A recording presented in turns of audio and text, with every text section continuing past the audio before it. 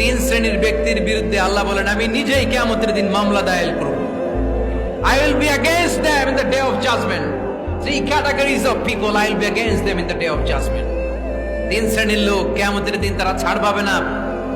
আল্লাহ বলেন আমি নিজেই তাদের বিরুদ্ধে মামলা দায়ের করব। এর মধ্যে এক শ্রেণীর লোক হচ্ছে রাজুলুন ইস্তাআজারা জিরান ফাস্তাউফা মিনহু ওয়া লাম ইয়াতি আজরা। একজন শ্রমিক ভাড়া করে তার কাছ থেকে কাজ নিয়েছে কিন্তু তার পারিশ্রমিক আদায় করে নাই। এরকম আছে না নাই? দাপট দেখায় ইউনিভার্সিটির ক্যান্টিন গুলোতে। ইউনিভার্সিটির ক্যান্টিনে যে খায় মাগের বিল দেয় না, এরকম ডাকাইত আছে না নাই? চায়ের দোকানে চা খায় আগে পরে দিমু, বিল দেয় না, আছে না নাই? দোকানে যে পণ্য কিনে বিল দেয় না, পরে দিমু, আছে না নাই? কিয়ামতের দিন আল্লাহ তোরে মাস্তানি ছুটাবে, চিল্লা এখন ঠিক কিনা?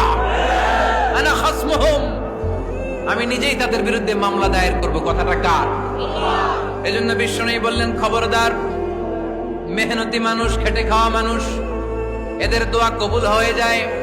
আতুল আজিরা আজরাহু ক্বাবলা আন ইয়াজিফা আরাকুহু। খবরদার, বিশ্বনবী বললেন শ্রমিকের ঘাম শুকিয়ে যাওয়ার আগে তাদের পারিশ্রমিক মিটিয়ে দাও। বিশ্বনবীর বিখ্যাত হাদিস, আতুল আজিরা আজরাহু ক্বাবলা আন ইয়াজিফা আরাকুহু।